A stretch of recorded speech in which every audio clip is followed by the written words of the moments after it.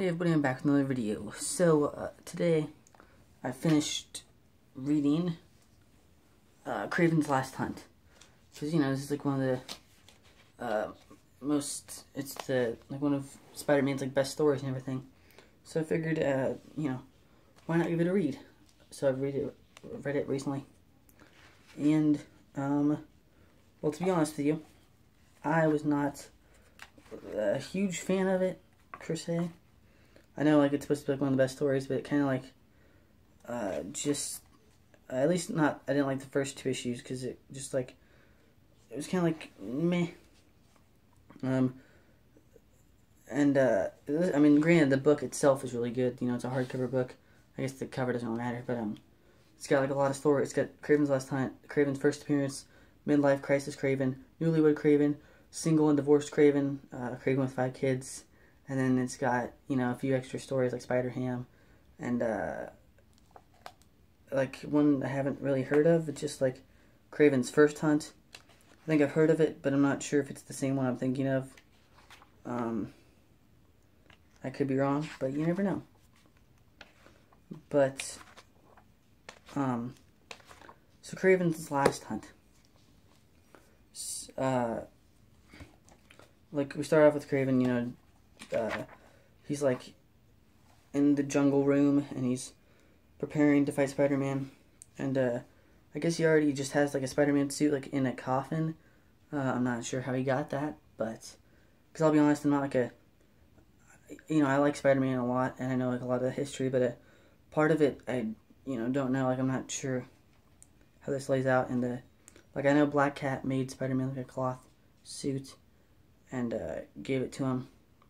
And then when Venom came along, Mary Jane told him to get rid of it because Venom scared her. And Joe Face is dead, and Ned Leeds is dead, and Spider-Man is questioning his morality when he'll die and everything. So Spider-Man goes and goes to Joe Face's funeral and like wishes him like a goodbye sort of thing. And he takes down some criminals, and he's like contemplating his death and his life. And then, see, my problem is, like, there's 2 different types of panel boxes that kind of confused me, because there's the red one and then there's the regular Spider-Man one. So I'm not sure. I guess, like, the red one is Spider-Man's, like, bad thoughts, because that kind of happens a lot.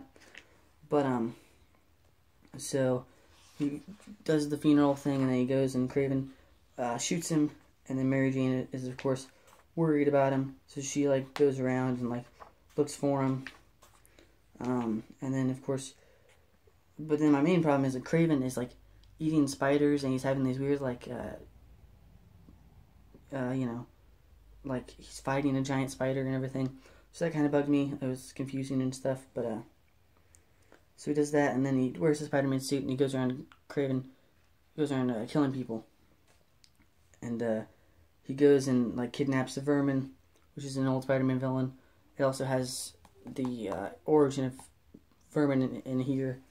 So he goes around and kidnaps Vermin. And then, because that's his main test to prove that he's better than Spider-Man. And then Spider-Man comes up out of the ground and, beats Kraven and Vermin. And the day's saved. That's, like, the gist of it. Because, you don't have a lot of time to record, because my camera is not the best right now. Eventually I'm going to get an actual camera. Just you wait. But, so, Spider-Man comes off the ground, and I only really like the last 3 issues, but the first 2 issues kind of bugged me, because they were just, like, kind of weird, and, Kraven's eating spiders, and, yeah.